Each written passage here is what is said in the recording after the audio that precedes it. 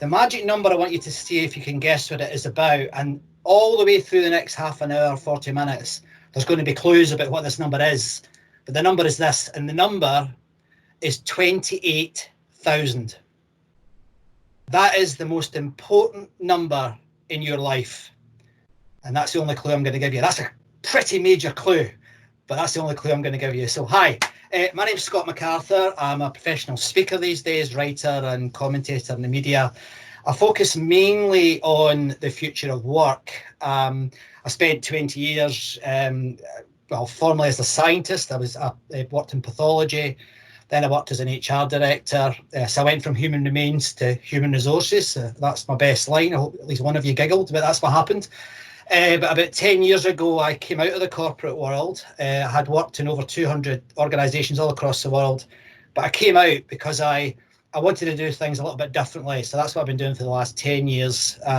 Last year, I did 140 keynotes in 18 countries to about 14,000 people or something. So it was great when COVID came along because my business just collapsed. I know it's affected a lot of your clients, but that's what happened to me. So I'm now having to re-establish myself as an online speaker, and I'm doing lots of online learning, etc. So I'll point you to some of that later on.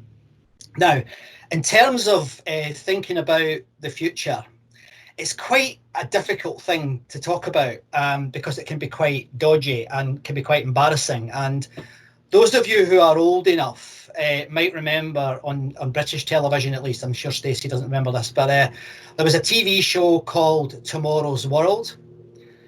And on Tomorrow's World, I think it was about 84 or something, they had this show where they were predicting what it was going to be like in 2020. And according to them, I'd have gone to work this morning with a rocket pack on my back, and I'd be charging my way to the office that way, or I'd be in a flying car like the Jetsons. And as we know, that hasn't happened. So this stuff is quite difficult to predict. So what I tend to do is I don't go into the wild imagination stuff. I try very hard to stick to the data and to stick to the trends that I see and perhaps others don't. And there's this thing called the big three, and I'll explain what most of that is in a minute or two. But the first one that is going to be very relevant to you, both as part of the Microsoft team, but in the wider context of your client base, is something called artificial intelligence. Now, some of you all know more about that than I do.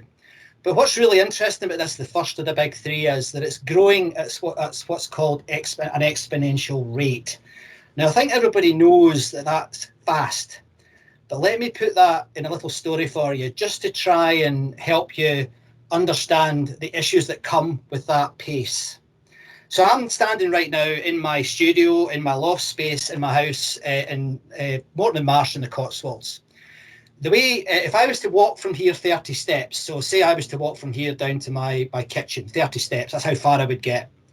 If I was to walk 30 exponential steps, it would be an entirely different game. Now, I've played with the maths, and 30 exponential steps from where I am standing just now wouldn't take me out to my back garden. It would take me round the earth 20 times. That's what exponential means. That's how quickly technology is developing today. And that's why this is such a challenging field to work in, both as a technologist and as someone who's trying to help the human beings around that technology cope with it. And anyone that says they understand it, I don't think they do. It's so complex and so fast that it's very difficult to keep up with. But one of the things that some of you I'm sure have heard of, there's a guy called Moore, and there's a law called Moore's Law. Now, weirdly, it's 50, I've got the original paper here, it's 55 years almost to the day since Moore published his paper, and the title of the paper was Cramming More Components onto Integrated Circuits. Moore created a law from that, and he said that he predicted that every 2 years the number of little transistors that we could get on a board, a little chip, would double. And you know what? That has actually come true, and it's something that has been consistent for the last 55 years. And these little transistors are getting smaller and smaller and smaller all the time, and we're packing more and more and more of them into what's called a CPU, central processing unit. And that has continued, as I said, for these 55 years. But because they're getting smaller every couple of years, there's a challenge within that. Now, I think this is astonishing. The current size of these little transistors is between 1 and 7 nanometers. Now, let me just put that in a context. The COVID-19 virus, COVID-19 is one of these round viruses, its diameter is 100 nanometers. So we are already producing transistors that are absolutely tiny. They're made of silicon, and the silicon atom itself measures it varies a bit, but it's about 0.2 nanometers wide. That means that with the continuing speed of the development of these transistors getting smaller and smaller and smaller, we're about to go subatomic. That means they're going to be so small, they're going to hit the size of the silicon atom. And that, folks, is the end of digital. And that is coming, it's quite astonishing, it's coming within the next 3 years. So everyone's talking about digital transformation and digital technology and digital this and digital that. But when you go subatomic, you get into what's called the sort of subatomic particles. And that part of physics, particle physics, that goes beyond the sort of quantum physics is really, really wobbly. It's difficult to understand, and it's difficult to actually think or imagine how we're going to make transistors that are subatomic. Now, these transistors, you will know, are surrounded by ones and zeros. They're like little switches that go like this.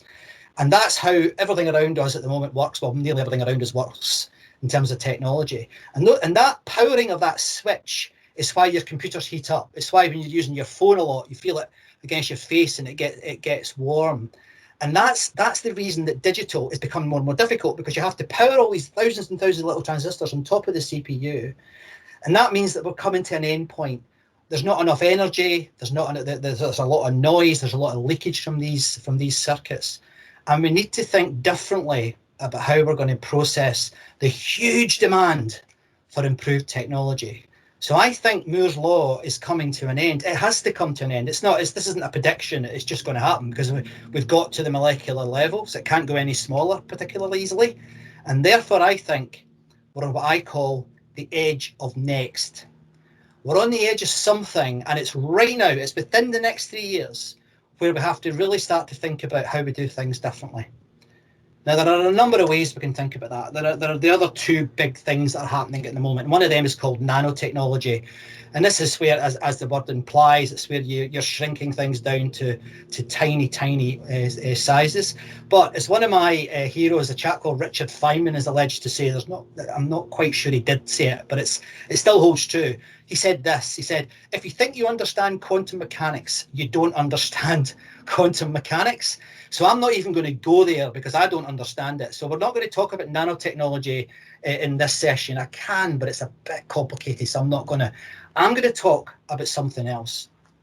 What I'm going to talk about is this. There's a sort of societal thing that we've all experienced. We've all grew up, unless you're older than probably 55, we've all grown up in the digital epoch. You know, it's around us. It's something we've had all our lives. And there's something about that has given us a reason to worry or a reason to miss what the next stages may be. And I think it's why not many people are talking about the future. And I'll tell you what that is in a minute. But before I do that, I'm going to pause, check the comments, and then I'm going to go to a friend of mine. Give me 1 sec while I check. Any comments, folks? Here we go. Oh my goodness, there's a lot. Oh, thanks very much. I like the lucky number, pi. No, quantum physics blows my mind. I think it blows everybody's mind there, Nick. Okay, nobody's got the answer yet though, so I'm going to go to my friend, and here's my friend behind me. This is my friend here. This is we can probably see what it is. It's an elephant, and my dad bought this in Africa when he was working for the British cable company in 1964, off a chap by the side of a road in Malawi. So I've resurrected it from a box to try and explain this next point. Now, this is to try and get you to think a little bit about the challenges that growing up in the digital epoch brings upon us. And I need you to suspend your disbelief a little bit, just for a minute or two. I'm going to tell you a story, and it's a parable, and it comes originally from, there's 2 or 3 suggested sources. I tend to think it's probably from Pakistan or that area, obviously from many years ago. It's about 2,500 years old, this story. So suspend your disbelief, but I want you to imagine something. Do a little thought experiment with me here. You live in a village, and this village is unique for one reason, and it's unique because everyone in that village is blind. And one day, a creature walks into the village. The children hear it. They are scared. They run away, and they run to the elders. There's 4 elders in this tent, this little tent at the end of the village, screaming, "There's something coming, there's something coming, there's something in the village." So the 4 elders hold hands and walk out and go out to see what is in the village.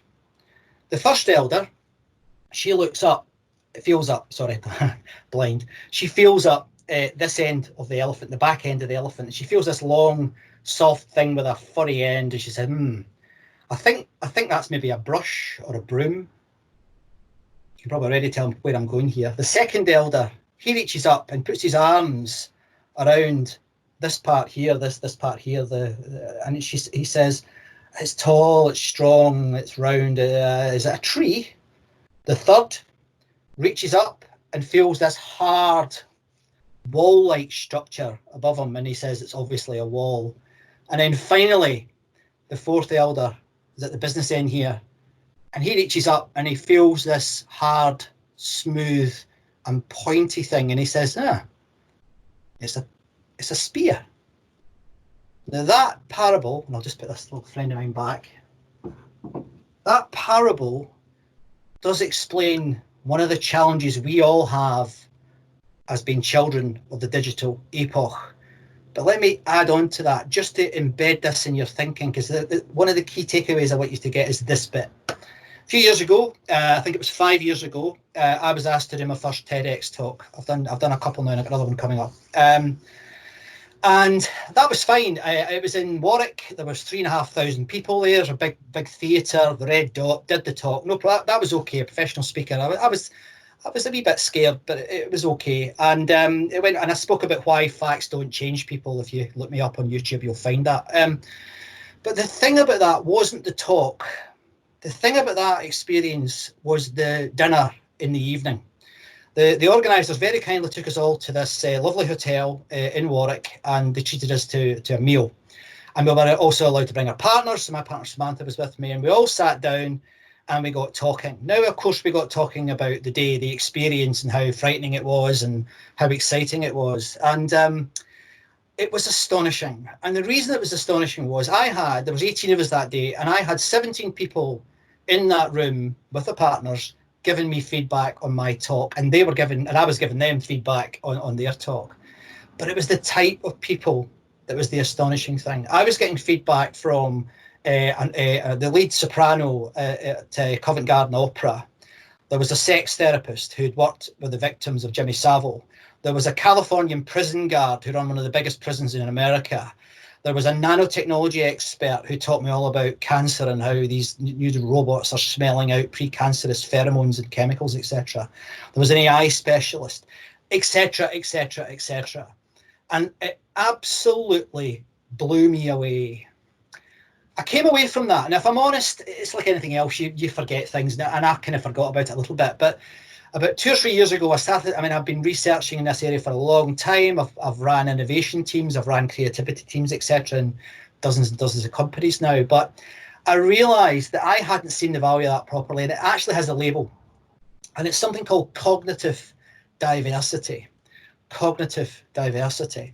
And this is something that means that, or suggests that, if you've got different ways of thinking in a room, you tend to get to a better answer. Wikipedia is a good example. And I'll come back to this because I've actually applied this in reality in one of your competition, actually, but I'll come back to that in a minute. But you see, the world around us, we all see it like one of those characters. We see it like the guy that's holding the tusk. We're not seeing the whole elephant. And what is fascinating at the moment, what is absolutely fascinating is that we don't see what's right in front of our face. Actually, it's behind our face, but we don't see what's right in front of our face, because do you know what? We live in an analog world, and this thing here is one of the most incredible sensors ever made. It's astonishing, the human eye. And the other thing is that we have this incredible analog computer sitting just behind our noses and up a little bit. Let me get another prop here. Where is it? This thing here. The human brain. Absolutely astonishing. Now, again, this is one of these things that people say they know how the human brain works. If they say that, they don't know how it works. There are about 30, one of the biggest projects in the world just now is called the Human Brain Project. There are about 28,000 people in white coats studying the human brain. It's a follow-on from, you may have heard of the Human Genome Project. And if you ask any of them, do they know how the human brain works? They'll go, oh, no, I'm not really sure. I maybe know one little bit of it, but I'm not sure how the whole thing works. So this is a mystery box. This is an incredibly complex thing. Let me make you laugh. You've probably heard, I'm sure you have, you know, the left and right brain separation thing. Have you heard of that? Let me see. Has anyone heard of that, left and right brain? Anyone want to tell me what the right brain's for? Yeah, go on, Richard. What's the right brain for? I'll tell you, in the literature, they say, in a certain type of literature, they say the right brain is for your creativity and the left brain is for your logic.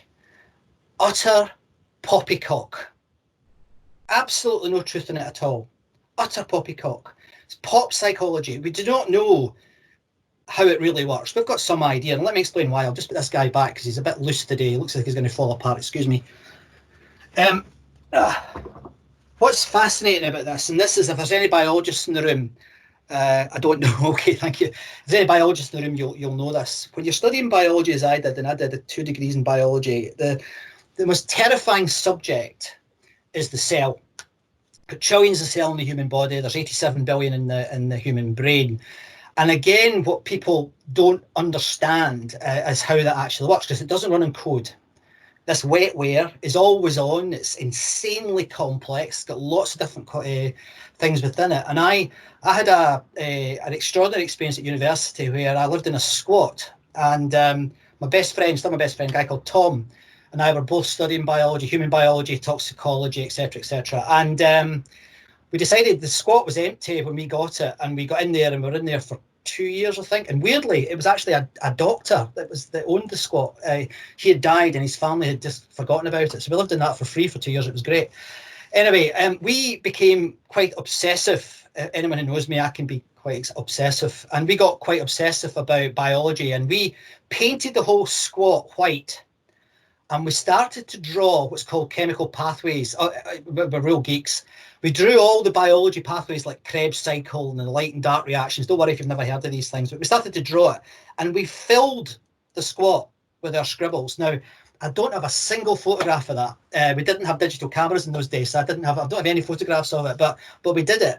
But it was mind-bogglingly complex, and I very quickly realised that I didn't understand much about how cells work. And the way I now describe this, and I was doing a talk for Keele University the other day about the communication of science, and they were asking me to talk about the cell actually and how the cell works. Well, the cell, there's trillions of them, but each cell, the best way to see it is to see it like this. Each cell in your brain is as complex as London. It is utterly astonishing.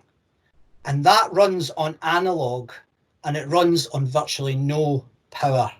So there's a clue there as to what could be next in terms of computing. This analog model that we have sitting on top of our shoulders could be the future. But let me just tease out a little bit more about what analog means. But before I do that, I'll have a look at the comments, see if there's anything happening here. Oh my goodness, people are really going to town on this 28K. Well, I think someone's got it. Yeah, I'm going to tell you at the end, I think somebody might have it, guys. Well done. Well done. I'll come back to that in a minute. That's brilliant. I love the way you've approached it mathematically, doing all sorts of equations. That's brilliant. Thank you. What does analog mean? Get back to my train of thought. Right. What does analog mean? Well, analog works on zeros and ones. And if you've ever seen, there's issues with that. I mean, it's very good in terms of, it's fast, and we can We can control it, and it's like a little machine, obviously. But if you've ever had a photograph taken and it pixelates, that's something that is a problem with digital, because digital can only see zeros and ones. And the higher in, further in you go, the less the definition is, so you can't actually see the whole picture, you get a pixelated image. Analog, on the other hand, sees all the points between the 0 and the 1. So that is one of the fundamental differences. It's a bit like a radio, you know, when the old-fashioned radio in the car, where you used to have a dial. And with analog, you can tune in to any one of these numbers. They're called transcendental numbers because there is no end to them. There's decimal places as far as you can go between 0 and 1.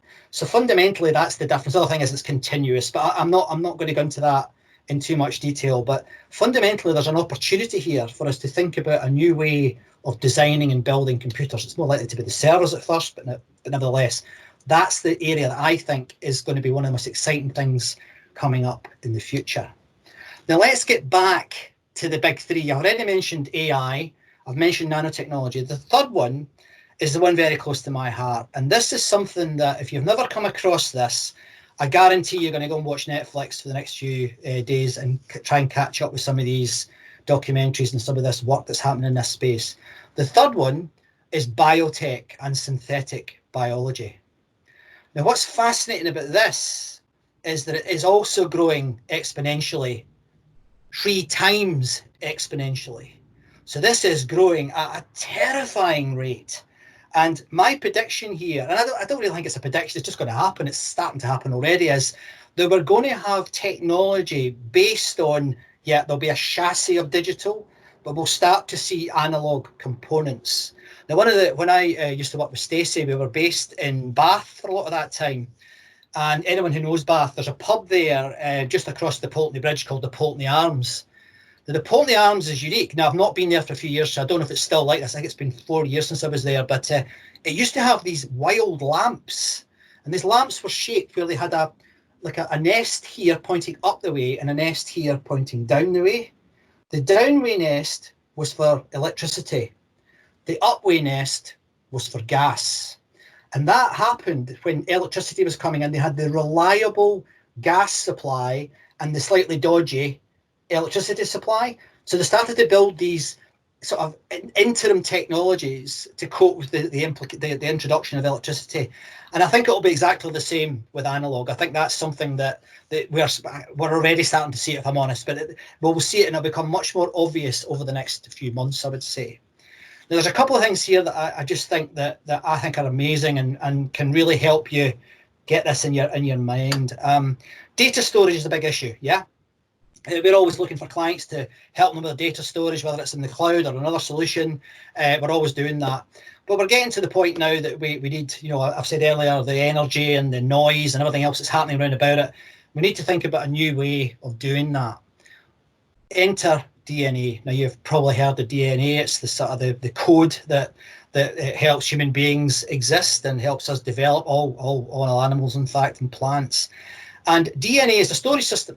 And I mean, the amount of data in a strand of DNA is unbelievable. And if I told you that 1 gram of DNA, and let me help you with that. See this thing here? This is a 5p piece. That weighs 3.25 grams. So just a slither of that as DNA is capable of holding all the data in all the Google and Facebook data farms with a bit of room to spare. Astonishing. It is absolutely astonishing. And I mean, there is a problem with it in that if you take DNA out of an animal, and I've worked in these areas, it breaks up. It's not stable. So there are 2 things happening in the market that I think are it's like science fiction, folks.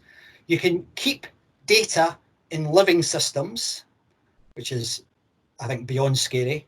But you could also look at something else, and this is even more interesting, I think. They've found, and you've probably heard of this, they've found fossilized DNA. So they've found DNA that's almost it's about 700,000 years old, and they've been able to extract the code, the data from fossilized DNA. There are people working right now trying to develop synthetic fossilized DNA that can be used to replace these massive data farms that we have out there. And this isn't coming in 20 or 30 years' time. This is something they're working on right now. Now, there's other things, and if you go into my YouTube channel, I'll give you a link later. There are other things around this that are very, very interesting, and some of them are quite terrifying. There's a whole new area called biohacking. There's an area called DIY biology. But it's a bit like back in the 80s, we had all these tech heads in their garages coming up with ideas for how to apply digital to the workplace and to our lives. Those tech heads are getting kicked out now, and it's the biologists that are sitting in there. One of the best examples, and I think this is lovely, there's one group working in, they're kind of multinational now, they're kind of American multinational garages. They're working in America and Switzerland and a little bit in the UK. And the head of this group has said his dream, his goal is to replace every street light in the world. Remove them all. So no power, no bulbs, no need to maintain them. Remove them all, and to replace them with trees that glow at night. Now, when I first heard this, I thought, it's crazy. It's like something out of Star Trek. They're nearly there, guys. They've got the plants already. They're now working on different types of trees, fast-growing trees that they can plant in new build cities, etc. So this new technology, this analog technology, is running at such a speed that these things are coming. Just Google it. It's astonishing. You'll find all sorts of stuff. Some of it, as I said, is quite scary. So what does all this mean in terms of the sort of the new norm, the post-COVID norm? Well, I've got some opinions on that, but I'm just going to check the chat before I start with those opinions. Yeah, Stacey, it's a brilliant idea on sustainability. It's incredible. Oh, Nick, you know the pub? It's a brilliant pub. If I ever meet you, Nick, I'll tell you a story about when I met the English female rugby team in that pub. It was quite an experience. Okay, so thank you. Let me give you some of my kind of thoughts on this now. So we're now getting into the, I hope you find that interesting. That's like the chassis of this talk. But there's the so what piece. The first thing is, because of this digital environment that we've grown up in, I think we've kind of lost track of some things. And I think it's fair to say, and I think there's loads of evidence for this, that we have been victims of the tyranny of accuracy. Now, what do I mean by that? I think there is something that's happened to us as human beings that's been influenced by that context. I'll come back to that in a sec. One of the challenges that digital technology has, though, of course, is dealing with randomness. Even the most complex algorithms for randomness cannot cope with the pretty random thing that is human beings. So there's another, that is the other element. So there's this sort of tyranny of accuracy, and there's this randomness issue that technology has with human beings. So what I'd like to do is to kind of give you a tool, give you some tools, maybe mental models. I've probably already given you one about cognitive diversity that can help with that, because the only way we can keep up with these exponential growths is to have tools. And that's why, when you work in consulting, it's great, because you bring to companies tools and techniques that can help them actually deal with that complex future. But before I give you some ideas that you can apply, I'll tell you how I got to this and how I got to the genesis of this. I was speaking at a conference, I think it was about 4 years ago. It was about, what was it about? It was something quite tedious, like supply chain or something. Anyway, I was at a conference, and I was the junior keynote. So there was about 10 of us speaking. I was second on the bill, if you like. And the headliner was a guy who you might have heard of called Warren Buffett. Now, Warren was so important he couldn't be there, so he beamed in. There's a interesting after what we've experienced in the last few weeks, but he beamed in his talk. And he gave, to be honest, he's not the greatest speaker, but he was okay. And at the end of it, though, it's Warren Buffett. So if you've never heard of Warren Buffett, he's one of the most successful business people ever. He's a multi-billionaire, one of the richest people in the world. And at the end of his talk, he took questions. He only took 2 questions, actually. The first question was the usual rubbish, but the second question was this. And I wish it had been me that had asked this question. They said, Warren, what's the biggest challenge in business today? Now, if you Google this, you won't find it, because he's never written about this, but this is what he said live in that moment on that stage. He got his glasses at the end of his nose. Listen, he went, I'll tell you what the answer is. It's this. He said, it's people checking people, checking people, checking people. Now, when I first heard this, I was like, whoa. And it was really weird, because my next talk was actually to KPMG's audit team. And of course, auditors make their living by checking people, checking people, checking people. And when I told them that, they did laugh. But I thought it was an interesting insight, and it festered and grew and developed in my head for a number of years, and working with all these clients. I'm starting to think, okay, what did Warren really mean by that? And I'll tell you what I think he meant. And I think it's something that, if you really get this, will help you see the elephant, folks. It will help you see the elephant. There's a toxin in our organizations that has come as a consequence. My theory on this is it's come as a consequence of digital, the tyranny of accuracy, etc., that I mentioned earlier. And that toxin is key performance indicators, KPIs. Now, I'm not saying we don't need to measure things. In fact, and I'm sure Stacey will remember, I've always banged on about how we need better data. And I have this couplet that I'm going to give you, and I'll give you the first part of it now. You know, if you're someone who doesn't use data, you're just another person with an opinion. If you're someone who doesn't use data, you're just another person with an opinion. And no matter how much you amplify opinions, it doesn't equal fact. It's one of the big areas that we've got in society today. So just think about that. So I'm not saying we should stop KPIs, but I think we've let it go too far. So what does all that mean? Right. Well, I think if you put that to one side for a second, because it's a key building block in how I'm going to conclude this, the other part of it is something else that's happening in plain sight, and it's got to do with us analog beings. And it's very common in some sectors, but not so much in others. And that issue is personalisation. Now, I'm sure you've come across it. I'm sure some of your clients ask for it, but I'm quite disappointed in this field, because if you look at a lot of the personalisation of data, it's about how you sell stuff better. It's about how you create more appropriate ads. It's about, it's about buying or selling. And I know as salespeople, that's important to you, but I would like to see that turned, and to look at the individual at work. And why do I think that's important? And why do I think it's important for you to think about that and have it in your consciousness as a mental model? You go into a shop now, and I do quite a lot of work with one of the big retailers in the UK, Marks and Spencer's, and they're looking at personalisation of the experience in the store. That will mean that you can go in and they will make a dress for you on the spot, personally for you. If you ever go into those brown water shops like Starbucks, you will probably notice if you drink latte that they can now put your name on them. They're personalised things. And I had a funny, another experience of personalisation just last year.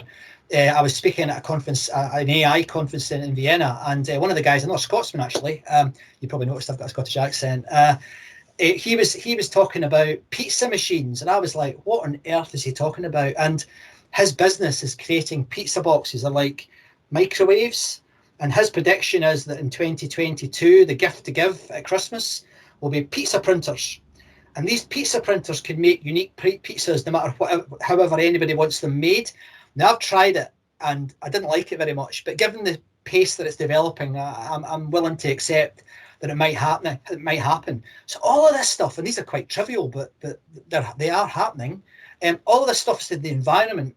And then do we really think that people, particularly post-COVID, are going to go into the workplace and accept things like collective contracts, going to accept things like we do it all the same here? The answer to that is that's bonkers if you think that. People are going to start driving individualization of their experience. I hope that makes sense. So what I'd like to then jump to, to bring it all together, is a couple of things that I'd like you to think about. The first thing is a North Star. I'd like you to think about this. Employees should come before customers. Every time. All the research suggests that that's the way to run an organisation. How would that change the way you act as a salesperson or as a professional at Microsoft? Employees come before customers every time. And during the COVID pandemic, there's a thing called the coefficient of inefficiency, because we've seen it for the first time. There was an idea many, many years ago that companies were set up to basically use scalable efficiency. The bigger you are, the more efficient you become. But we've seen all these inefficiencies popping out. People are doing jobs without being in the office. There's things changing, because a chap called Parkinson said this in that context: work expands so as to fill the time available for its completion. And we've seen companies and people changing their behaviours, and I think maybe Parkinson got it right. So for my last couple of minutes, I'm going to talk about so what. All of this stuff I've been talking about, it's fascinating. I hope you found it interesting. But so what? What can you think about? And I said at the beginning about reframing this, and there's two 2.5 things I want you to think about. The first one is this. I think, although I said earlier that KPIs are toxic, I'm going to give you a couple of KPIs. I like contradicting myself, but I'm going to give you a couple of KPIs that are not the norm. And the first one is this, and that's whether you're working in IT or in the support services, it doesn't really matter. Let me just check my, where are we going? Oh, yeah. It doesn't really matter who you're working, but let me just give you that, and it's this. If what you're doing doesn't provide return on humanity, you should question whether or not you should be doing that. Return on humanity. Now, how do you bring that to life? Well, I go to one of the most interesting fellows on the planet just now, a guy called Tristram Harris. He was a design ethicist at Google, and he was working mainly in software. And I've stolen something from him that I think is quite powerful. If you really understand what I've been talking about today, and you want to go analog, and you want to start thinking about how you sell things differently in an analog way, and to deploy analog technologies, etc., try this try this on to see if it helps. Everything you do should be measurable in this one context, and that one context is, was it time well spent? And if it wasn't time well spent, it's not worth doing, guys. And that's another big clue as to what that magic number was at the beginning. So I'm going to end with my couplet. I said I'd give you the second part. And remember, the first part was, if you only have data, you're just another person with an opinion. However, if you fall into the digital trap and all you have is data, you are just another algorithm. And as people at Microsoft, you will know what's going to happen to algorithms over the next 5 years. Thanks very much. I hope you found that interesting. I'm quite happy to take some questions. Thank you. Can I have a look at your things? Loving the thought of returning humanity. Yeah, Richard, I mean, what I would like to see with that is somehow we productize it. I haven't yet. I've started to think about it, but I think it could be quite powerful. You imagine if in your boardroom they started to talk about that. What are we giving back to humanity with this? It breaks the link, I think, and this is difficult, between the sort of investor relationship and the power of the investor with the actual activity. So yeah, it's a powerful, I think it's a powerful mental model. Anything else? So much there to unpack. Yeah, there is. I mean, and I don't apologise for that, because there's a lot here. And on that, I'm going to give you 3 things to take away. First of all, if you're any good at technology, you'll know what this is about. This is a QR code. If you lift your camera up right now to the screen, just put it on the camera. You don't need an app, and scan that. That will take you to my YouTube channel. And on there, there's nothing for sale there. I'm not a salesperson. That's not my job. But on there are lots and lots of thoughts about where this might end up, where this could be going, and how we operationalise this incredible future we could have with Analogue. And to help you further, and I'll send this on so you get a bit more time to think about it. There are 2 books I'd like to recommend, and these are the 2. Now, one of them is quite famous, and it's this one, Life 3.0 by Max Tegmark. Max is one of the best thinkers in this space, and the person who got the 28,000 right, you're getting a copy of that in the post, so that's your prize. I'll not tell you who it is yet because I haven't looked, but that's your prize. Max Tegmark, great book. It breaks it down. It's quite goal orientated, but very, very interesting nevertheless. The second book, though, is not famous. It's not on many people's radar at all, but it should be. Given what I've said, this book, The Age of Living Machines, How Biology Will Build the Next Technology Revolution by Susan Hockfield. If you're really interested in it, this is piqued your interest, have a look here. And she's quite narrow in her thinking in terms of she's chosen some quite specific areas, but nevertheless, it's a great introduction to some of the exciting analog technologies that are coming in the next few years. The future is without doubt analog. Thank you, folks. I'll just have another look.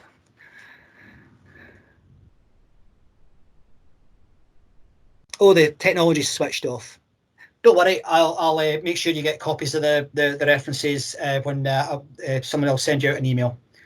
I hope you found it interesting, and thank you very, very much for your time and attention. Does anybody want to ask any questions? Sorry, I've got an echo. Feel free to come up. Just say, Scott, that was absolutely fantastic. I really, really enjoyed that. Thank you. So much there for mine to unpack, and I will be reading up on all that. Those fantastic points. Thank you. I really did love the return on humanity point. I think is absolutely amazing. Do you see a drive in that direction? Do you think that is something that's happening? It's happening quick enough. If it's not, I think that's a really good question. I think a lot of people would like to think that they're thinking like that, if that makes sense. Yeah. What's going to more likely happen is that these things, you've heard that phrase paradigm shift, it's overused. But there could be a paradigm shift. In other words, we could move towards returning humanity, but it is going to need nerve in the boardroom. Your chief executive, the average chief executive, she's going to have to up her game and say, no, I'm not going to give in to the city anymore. I'm not going to be beholden to the investor, because that's going to have to be challenged, and that is a paradigm shift.